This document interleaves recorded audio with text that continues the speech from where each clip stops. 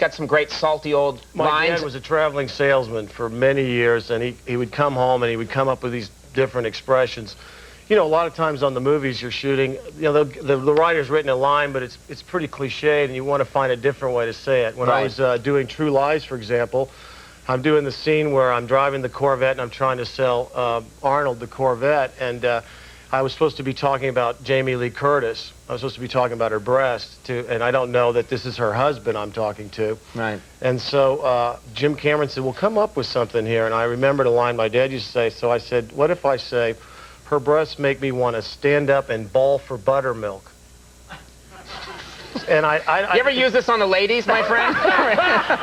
Yeah, well, that kid was perfect. How's that go over in a bar? Yeah. Your breasts make me want to stand up and bawl for buttermilk. Later, at the hospital, Mr. Paxton, wake up.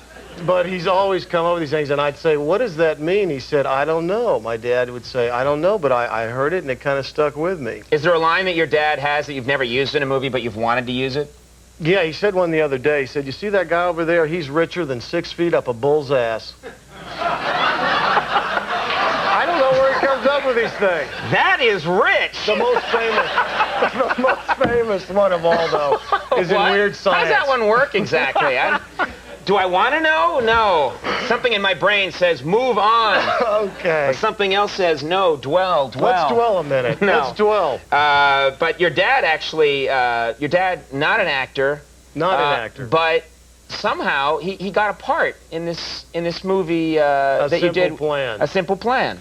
I get to the production office in Minneapolis. When you're in the production office, they'll usually put the 8x10s of the cast, you know, up on a bulletin board. So I see my picture, and there's Billy Bob Thornton, Bridget Fonda, my dad, Brent Briscoe. My dad? What's he doing here?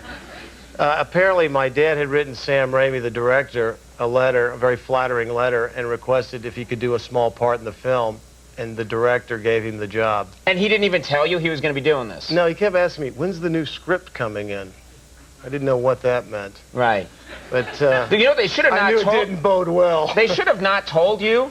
And then when you noticed him on camera for the first time, use that take in the actual movie. So there's a part in the movie where you're like doing whatever you're doing, and suddenly your dad walks by and you're like, and then that's in the movie. It doesn't make any sense to the rest. Does he like acting? Does he enjoy it? He retired 8 years ago, and he tells me one day that he wants to become an actor, and I thought, oh God, Dad, do anything in your golden years, but don't be an actor. I mean, to face all the rejection, especially when you're starting. You're not a good example, though. You've been in like every blockbuster on the planet the last couple of years, and you're there telling your dad, it doesn't work out, Pop. I write a lot of letters. You don't want to do it. I write a lot of letters. Oh, yeah, that's pretty much it. Yeah, James Cameron keeps putting you in movies. I know he does. You were in Terminator. You had a small part. You were one of the punks that makes the crazy mistake of messing with the Terminator early in the movie. That's right. Oh, there it is. Oh, wait, I didn't think we had it. It's so... Show it again. I love that. I've had a lot of dental work since then. I would hope so. You know what's funny is, that's just a bit part. You probably just have a couple of lines. But I remember the minute, the first time actually that I heard you were coming on the show, I remembered thinking, wait a minute, I remembered him in the Terminator because there's that moment in the theater where the ultimate killing machine comes to Earth for the first time, and 30 seconds later, a punk wants to mess with him. Just like, you're just in the theater, and you get killed pretty quickly, I think I got to say, this guy's a few cans short of a six-pack or something like that. And then one of he my dad's lines. crunches your head into a diamond? There, exactly. Is that the kind of thing when you have a part that small, do you end up telling all your friends to go, even if you're only on camera for like 15 seconds? Absolutely. You call everybody you know. You even call people you don't know. Do you hang out in the lobby and you're like, you know the guy who got killed really quickly? Huh? When you're first starting out, you always your breasts make me want to bawl for buttermilk.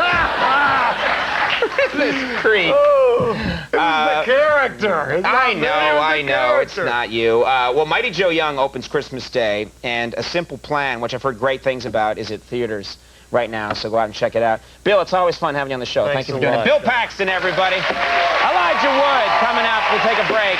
We'll be right back.